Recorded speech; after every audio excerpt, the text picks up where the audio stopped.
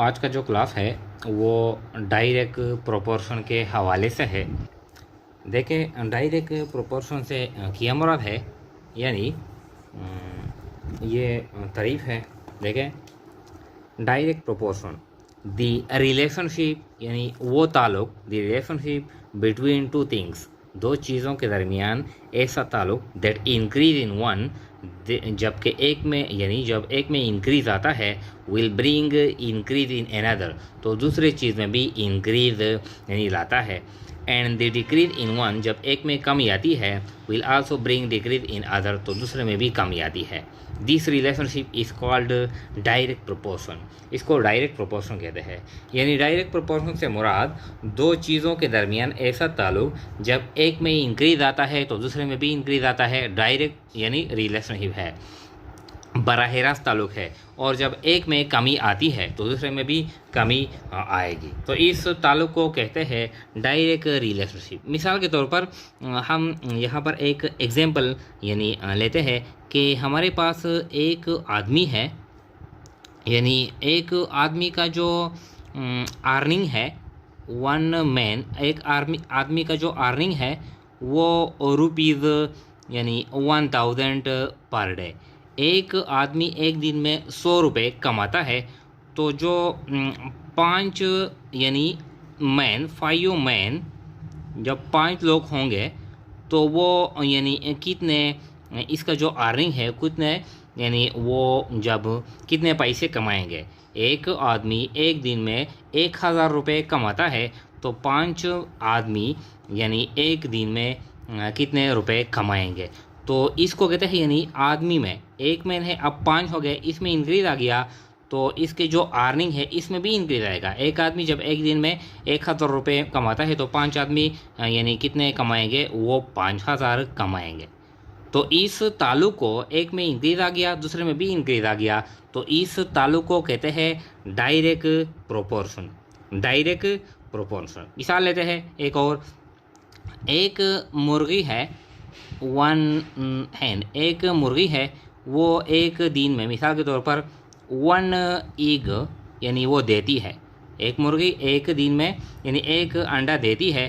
अब जो 10 मुर्गियाँ, अगर 10 मुर्गियाँ होंगी तो वो यानी 10 अंडे देंगी।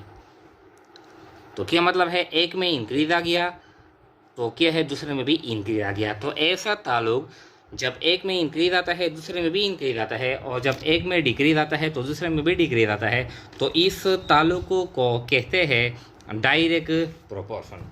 अब यहाँ पर हमने एक एग्जाम्पल सेट किया है।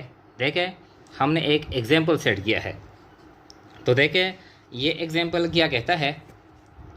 ये कहता है कि 5 एम्प्लॉइज़ अर्न, 5 बंदे हैं, 5 एम्प्लॉई है, वो अर्न करते हैं ₹10,000 डेली। एक दिन में 5 जो एम्प्लॉइज़ हैं, नौकर है, वो एक दिन में 10,000 रुपये कमाते हैं। How much earnings will be made by 20 employees daily. जब 5 आदमी 10,000 रुपये कमाते हैं, तो इस तरह जो 20 एम्प्लॉइज़ होंगे वो कितने पैसे कमाएंगे। तो यानी एम्प्लॉइज़ में 5 है, इसमें इंक्रीज आ गया, तो इसका जो अर्निंग है, अर्निंग में भी इंक्रीज आएगा। तो देखिए इसको किस तरह करेंगे, सॉल्यूशन।